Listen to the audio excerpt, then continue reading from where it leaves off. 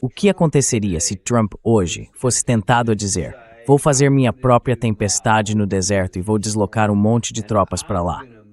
Nós podemos fazer isso? Não. Antes de mais nada, hoje vivemos em um mundo novo. E você jamais conseguiria estabelecer uma cabeça de ponte se não tivesse enormes quantidades de defesa aérea e antimísseis para cercar a chamada área da cabeça de ponte, onde reuniria, organizaria e concentraria as forças. E na época, uma das coisas que discutimos em particular foi que se algum dia tivermos de voltar no futuro, dada a direção que a tecnologia está tomando, provavelmente terá de desembarcar em um lugar como Yanbu, no Mar Vermelho, e em Strait.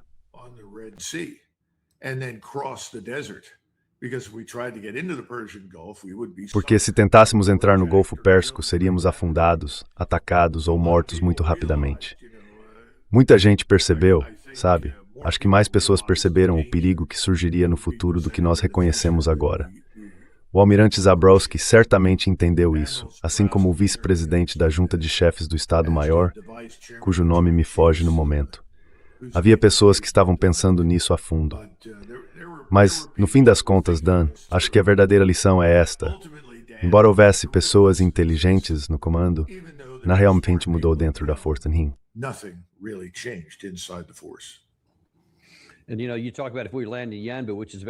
E sabe, você fala que se desembarcarmos em Yanbu, que fica mais ou menos aqui no mapa, teríamos de percorrer 1.000 quilômetros só para chegar à área de combate ali.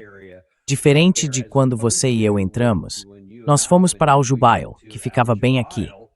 Isso seria literalmente impossível agora, com todo o poder de fogo iraniano ao longo de toda esta costa, para tentarmos desembarcar com navios roll-on, roll-off e navios porta-contêineres, tirar nossos tanques e o que mais for dos navios aqui, só para então seguir por estrada até o Kuwait. Isso seria quase impossível agora. Na verdade, talvez fosse absolutamente impossível. O que você acha?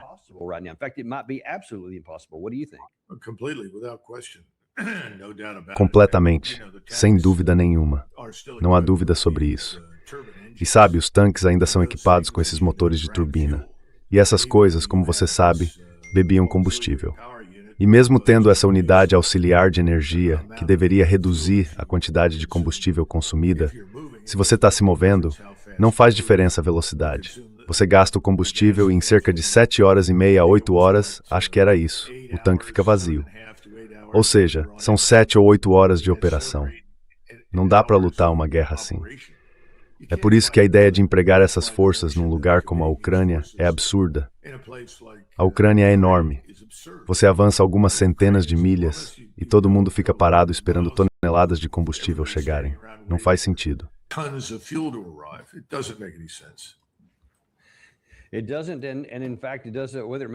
Não. E na verdade, faça sentido ou não, nós simplesmente não temos mais essa capacidade.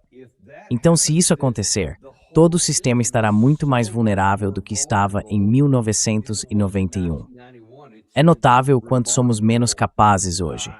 E eu não acho que o presidente Trump continue dizendo, e o secretário Hegseth repetiu isso 2 dias atrás, somos a força militar mais poderosa do planeta. E ainda assim, não conseguiríamos ter uma tempestade no deserto 2 por causa da nossa capacidade ilimitada. Essa é a realidade. Bom, Dan, você está com eco ou alguma coisa assim? Está com eco? Certo. Não ouvindo eco. Se você está, não sei dizer. Você consegue me ouvir agora? Eu estou ouvindo você perfeitamente. Não tenho nenhum problema para ouvir você. Sim, acho que temos de entender que os civis em geral, especialmente os membros do Congresso, sabe, ficam muito impressionados com brilho e glamour, choque e pavor. Você mostra a eles vídeos de explosões. Eles equiparam uma explosão no terreno a um efeito capaz de vencer uma guerra. Não há entendimento de como a guerra é complexa, nem da necessidade de empregar e coordenar múltiplas capacidades como uma força integrada. Simplesmente não há entendimento algum disso. Então, todo mundo está em busca de uma solução milagrosa. Todo mundo quer comprar a solução milagrosa que vai vencer a guerra. E estamos descobrindo que não existem soluções milagrosas, a menos que se queira seguir pela via nuclear. E deveríamos falar sobre isso, porque acho que isso também está sendo discutido.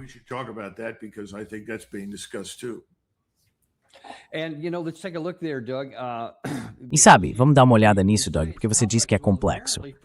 Bem, aparentemente para a maioria em Washington, na verdade não é nada complexo. É meio fácil. É só uma questão de muito dinheiro. E aqui temos um orçamento de defesa de US$ 1,5 trilhão, aprovado pela Câmara. E isso foi um pouco enganoso. Daqui a pouco vamos falar sobre os componentes internos disso. Mas olhando só para o número principal, são US$ 1 trilhão e 150 bilhões de dólares, além de 350 bilhões de dólares, separados apenas por uma questão de semântica, para não parecer que o orçamento passou de 1 trilhão para 1,5 trilhão, o que é simplesmente astronômico. Mas o Congresso está muito satisfeito com isso. E também acontece que esse dinheiro se traduz em capacidade. E o general Jack Keane diz, sabe de uma coisa, vamos usar essa força e terminar o trabalho.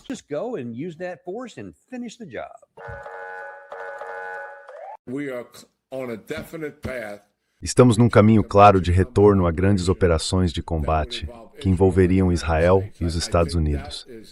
Acho que é esse o caminho em que estamos. Os iranianos querem fazer alguma negociação aqui? Claro, eles querem negociar. Por que agora? Porque querem impedir que os Estados Unidos imponham sua vontade, atirando contra eles e eliminando suas capacidades militares. Eles querem impedir isso, como conseguiram fazer em 7 e 8 de abril. Querem repetir aquilo. Eu não acredito que isso vá acontecer. Paquistaneses e qatarianos estão apoiando-os nisso. Mas não acho que seja essa a posição do presidente e de sua equipe ao redor dele. Acredito que eles estejam frustrados. Querem, no fim das contas, reabrir o Estreito de Hormuz e também voltar a grandes operações de combate para concluir o que começaram a fazer em termos dos objetivos militares designados. Então é só isso que temos de fazer, Doug. Temos que ir lá e terminar o trabalho. O que você acha?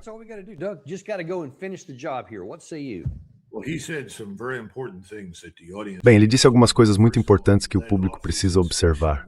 Antes de mais nada, ele começou falando de Israel. Dan, toda esta guerra é sobre Israel e os interesses dos seus agentes nos Estados Unidos, do seu lobby, dos seus apoiadores, dos bilionários sionistas. Chame como quiser. É disso que se trata. Não se trata dos Estados Unidos da América. Ao contrário do que muita gente acredita, o Irã não é e nunca foi uma ameaça existencial para nós. E, se você voltar e examinar toda a série de coisas supostamente horríveis que os iranianos fizeram contra nós, todas elas se tornam insignificantes diante da guerra que incentivamos o Iraque a travar contra o Irã, que deixou entre 500 mil e 700 mil iranianos mortos e talvez 1 milhão de vítimas.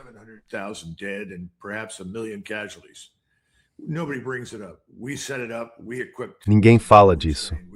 Nós montamos tudo, nós equipamos Saddam Hussein, nós o colocamos em ação. Isso foi muito antes de irmos atrás de Saddam. E isso é um grande problema. Não se trata dos nossos interesses. Não temos interesse nenhum em atacar o Irã. Lembrem-se, foi o ataque dos Estados Unidos e de Israel ao Irã que fez o Golfo ser fechado. Ele estava aberto até nós atacarmos. Agora, de repente, tudo aquilo de que falávamos no passado, o desenvolvimento da atividade nuclear, trazer o Irã para as negociações, todas essas negociações, todo esse tipo de bobagem, tudo isso ficou em segundo plano diante do controle do Golfo Pérsico.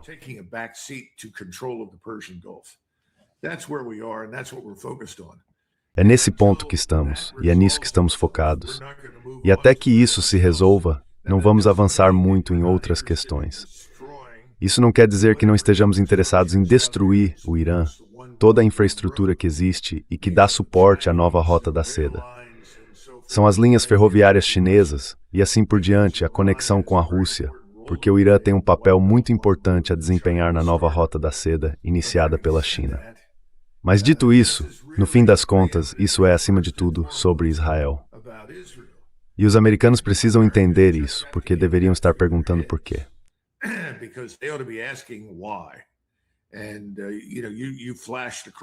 E sabe, você mencionou rapidamente esse projeto de lei de defesa.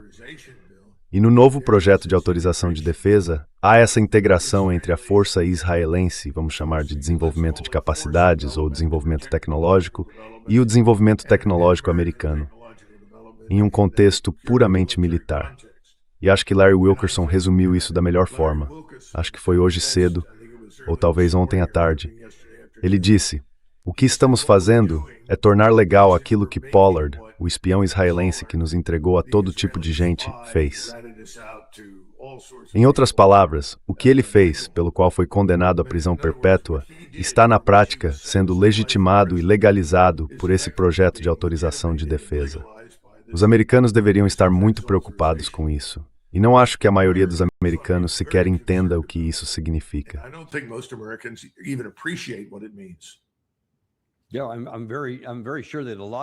Sim, tenho muita certeza de que muitos deles não entendem. Dito isso, muitos estão começando a entender. Thomas Massie, é claro, liderou a iniciativa por dentro para tentar retirar isso do projeto. Ele obviamente fracassou, porque 100%, acredito que quase 100%, dos republicanos apoiaram aquele projeto na Câmara dos Representantes, e cerca de metade dos democratas também. Então ainda há um número enorme, esmagador, de pessoas que continuam submissas ao que quer que Israel diga, não importa o que. Eles estão falando sobre a integração da inteligência e das forças armadas dos dois lados. E se puder, fale um pouco sobre isso, do ponto de vista prático, porque nós temos, essa alegação de que ganhamos muito com Israel. Também tivemos outros bons aliados desde a Segunda Guerra Mundial. Grã-Bretanha, França, Japão, Alemanha, o Reino Unido, obviamente. E ainda assim, nunca sequer cogitamos unir nossas forças armadas às deles, por melhor que tenha sido nosso relacionamento. Por quê? Quero dizer, esta provavelmente é uma pergunta capciosa, mas por que você acha que estamos falando em fazer isso com esse pequeno país de Israel, quando não fazemos isso, potencialmente em nosso próprio benefício, com nenhum desses outros aliados?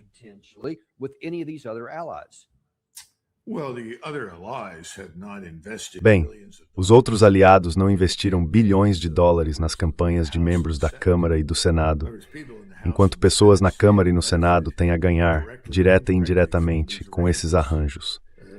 Na prática, por um lado, elas se beneficiam porque recebem dinheiro dos bilionários sionistas que representam o lobby israelense. E também serão recompensadas por apoiar o lobby israelense, na forma de propinas que são canalizadas de volta por seus distritos e estados, e assim seguinte. That version negative. Muito rated.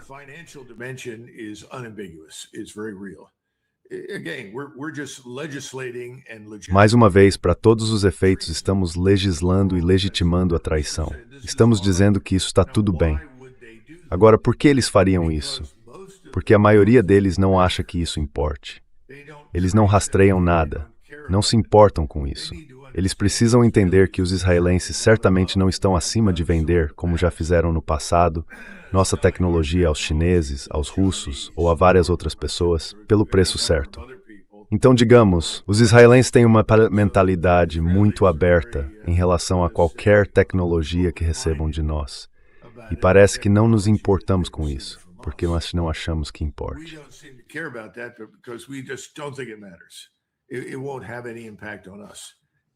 Isso não terá nenhum impacto sobre nós, e eles estão errados. E o que nós parecemos não entender é que tecnologias que antes eram monopólio do poder militar americano, agora estão disseminadas e se proliferando, em parte por causa de Israel e de outros estados. Então este não é o momento de agir com descuido, mas o dinheiro tem um significado especial. A ganância não tem fim. Às vezes descrevo Washington como uma enorme montanha, inteiramente feita de dinheiro. E as pessoas vêm para cá para cavar essa montanha, encher cada carrinho de mão e cada saco que puderem com o máximo de dinheiro possível, antes de largarem tudo e voltarem para casa.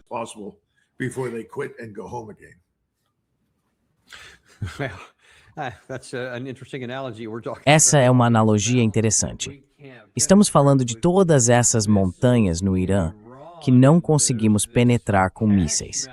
E há essa montanha de dinheiro que nós, pessoas comuns, também não conseguimos penetrar. Vamos ver onde isso vai dar. Mas você disse que as pessoas não estão falando sobre isso. Pelo menos uma pessoa está falando muito sobre isso. Tucker Carlson.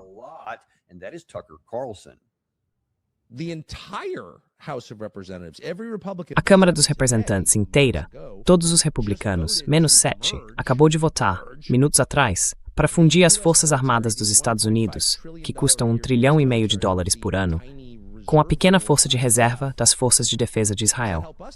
Isso nos ajuda? Não. Claro que ajuda eles. Fundir a inteligência americana, as 19 agências de inteligência, com o Mossad. O quê? Claro, basicamente um ritual de humilhação. O que vocês quiserem, Israel. Se isso nos prejudica, tudo bem. Na verdade, é bom se sacrificar por vocês. É como se todo mundo no governo inteiro fosse Mike Huckabee agora.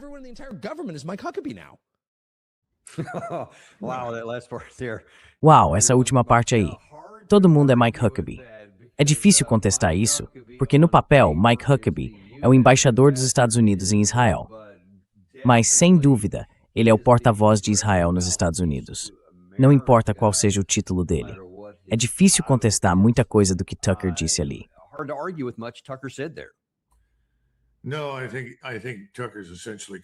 Não, acho que Tucker está essencialmente certo. A diferença, claro, é que Tucker tem segurança 24 horas por dia para protegê-lo, e ele precisa disso. É esse o nível de perigo que ele corre ao falar publicamente e dizer essas coisas. Isso não quer dizer que não seja arriscado para os outros, mas nós não temos esse tipo de segurança. A parte interessante é que nada disso precisava ser assim. Durante a Segunda Guerra Mundial, éramos muito cuidadosos com as informações, a inteligência e as coisas que dávamos aos britânicos. Na verdade, infelizmente, FDR estava muito mais disposto a apoiar os comunistas da União Soviética, que naquele momento lutava contra o Ocidente, Hitler, e que antes de Hitler também estava preparado para lutar contra nós, obviamente.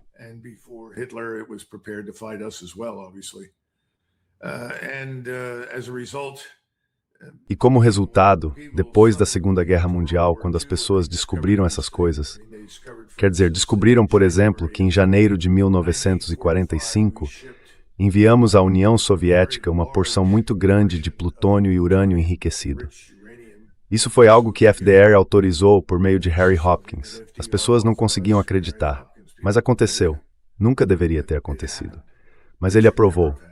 Não fizemos nada parecido com isso pelos britânicos, em circunstância alguma. Então não é a primeira vez, mas isso não vai ser vantajoso para nós. Vai acabar nos prejudicando. E eu nem consigo começar a imaginar o quão ruim isso pode ficar. Neste momento, as coisas já estão ruins o bastante com essa guerra inútil e desnecessária contra o Irã.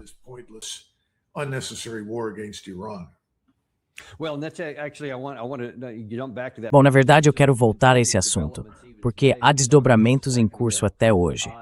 Falamos há poucos segundos que, por causa do que aconteceu em Bab el-Mandeb, no Mar Vermelho, e do ataque dos Houthis a alguns navios ontem, o preço voltou a subir para mais de $100 o barril. Mas esse é o preço no papel. Agora, vamos mostrar o impacto prático nos postos de combustível. Este é um gráfico. Este é o preço à vista do petróleo. É o preço pelo qual se negocia agora, quando alguém enche um petroleiro e compra um barril físico de petróleo, não no papel.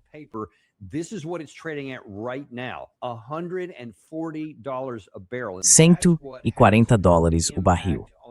E é isso que impacta a nossa economia nacional. A nossa economia, porque a atividade econômica se baseia na quantidade de energia que você tem. Então, quando você precisa pagar tanto pela energia, o preço correspondente da sua produção econômica também sobe. Não são os $100, por pior que isso seja. São 140, e isso só pode subir. Que preocupações você tem sobre o impacto que isso vai ter na nossa economia? Especialmente se o conselho de Jack Keane for seguido e acabarmos voltando a operações em grande escala.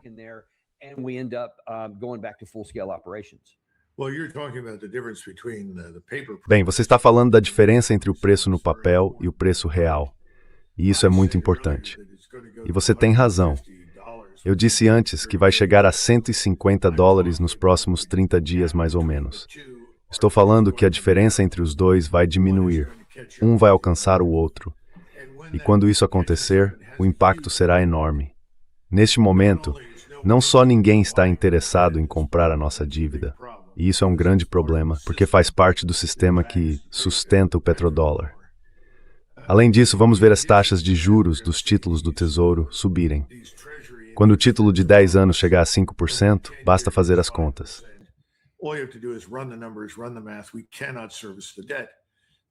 Não conseguimos honrar a dívida. Lembrem-se, a dívida já é tão grande quanto o orçamento de defesa. Em outras palavras, os pagamentos vão muito além disso. Acho que há outra coisa que as pessoas também não entendem. Quando se tem energia barata, geralmente também se tem crédito barato. Crédito barato significa que você paga muito pouco por dinheiro novo. Agora, isso está secando rapidamente. À medida que sua situação financeira enfraquece, o crédito barato desaparece. Quando você não consegue crédito barato, não consegue bancar crédito de verdade. Meu ponto é que isso pode derrubar toda a economia. Todo o nosso sistema financeiro pode entrar em colapso.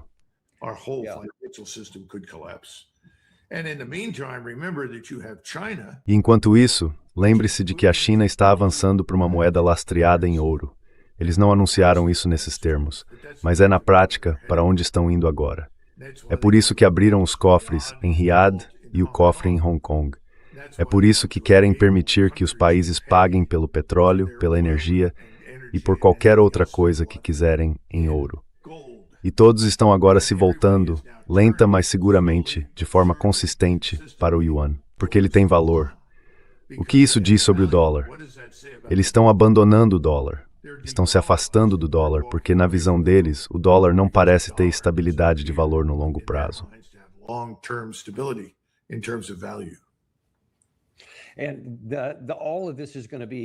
E tudo isso vai ser agravado porque estamos falando desses custos econômicos que estão começando a se manifestar. Agora, não é algo teórico. Está começando a acontecer bem diante dos nossos olhos. Ao mesmo tempo em que Jack Keane quer seguir pelo caminho que fez todos esses problemas chegarem ao ponto em que estamos, ele quer redobrar a aposta nesses mesmos problemas. Bem, vamos ver o que isso vai significar porque, antes de mais nada, o Estreito de Hormuz. Embora o Comando Central dos Estados Unidos minta todos os dias ao dizer que o Estreito de Hormuz está aberto, temos evidências muito práticas e concretas de que isso é uma mentira completa.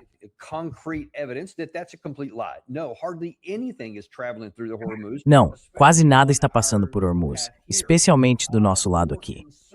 O mais preocupante, principalmente se voltarmos a fazer esses ataques, é o nosso gasto com Patriots. Então vemos que o lado iraniano, apesar de todos os nossos alardeados sistemas de defesa aérea Patriot THAAD, seja lá o que for, consegue fazer a maioria dos disparos passar. E são acertos precisos do lado iraniano. E quando você olha para isso, há algo muito importante aqui. Isso se conecta a algo que você publicou recentemente. Os Estados Unidos estão disparando interceptadores Patriot a uma velocidade mais de 100 vezes maior do que conseguimos fabricá-los. Foram 11 noites seguidas de ataques americanos, agora 12. Mísseis e drones iranianos ainda chegaram ao Kuwait, ao Bahrein e à Jordânia.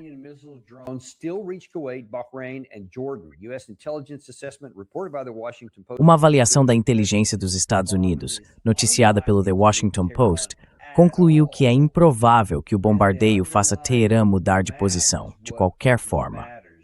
E aí o que importa é a matemática por trás disso.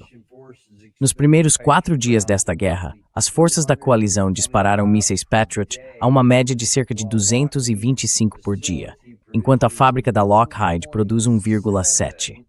Uma relação de consumo de 132 para 1. E isso imediatamente me fez pensar neste texto que você publicou recentemente no seu Substack, A Guerra de Trump até o Último Míssil. Você pode nos falar um pouco sobre o que isso revela com base em algumas das informações que acabamos de apresentar?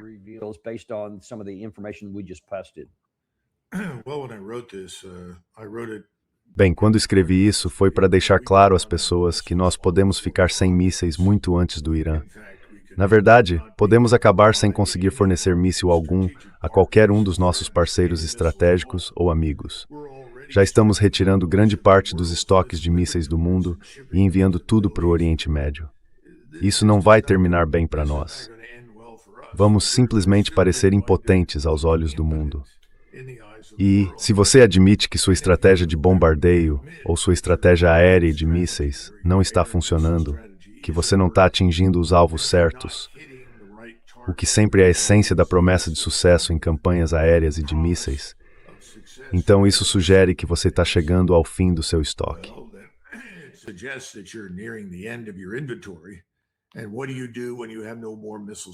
E o que você faz quando não tem mais mísseis para disparar? Harry Kazianis escreveu um ótimo artigo em que tentou explicar isso. Lá no começo dos anos 2000, em 2001, 2002, 2003 e 2004. Antes de eu sair do exército, preciso dizer que havia pessoas na Raytheon, na Northrop Grumman e na Lockheed Martin que argumentavam, em particular, que não conseguem aumentar a produção rapidamente. Na Segunda Guerra Mundial, todo mundo diz, bem, veja o que fizemos durante a Segunda Guerra Mundial. Mas o governo investiu bilhões de dólares para ajudar alguém como Henry Ford a construir aquela linha de montagem de quase 1,5 km, para que pudéssemos produzir milhares de aeronaves muito, muito rapidamente. Eles aperfeiçoaram isso e fizeram acontecer. Não tivemos nada parecido desde então.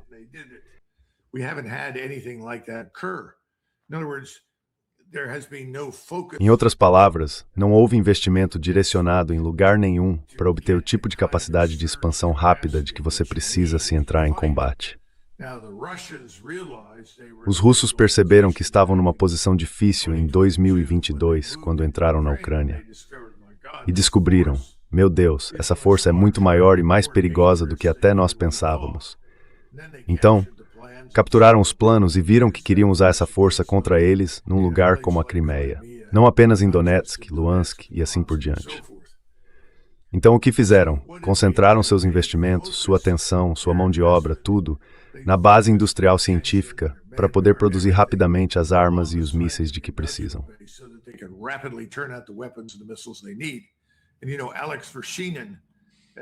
E sabe, Alex Vershinin escreveu sobre isso, sobre como uma base industrial é crucial se você vai lutar uma guerra industrial. E estamos envolvidos numa guerra industrial.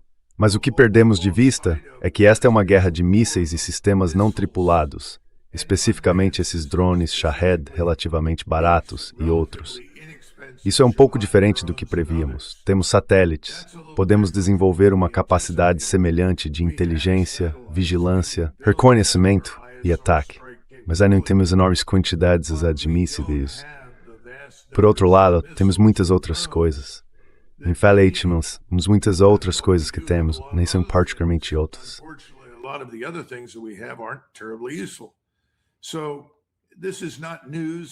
Então isso não é novidade, mas é uma realidade com a qual temos de lidar. A atitude inteligente quando percebemos que estávamos nessa situação teria sido sair disso, voltar para casa e recomeçar do zero, reexaminar o que estávamos fazendo, do que precisaríamos, mas não fizemos isso. Em vez disso, estamos insistindo no fracasso, e assim teremos um fracasso duplo. Haverá fracasso militar e estratégico no Golfo Pérsico, contra o Irã, acompanhado de fracasso estratégico em casa, no campo financeiro e econômico. Não consigo imaginar um conjunto de circunstâncias pior para qualquer grande potência na história da humanidade.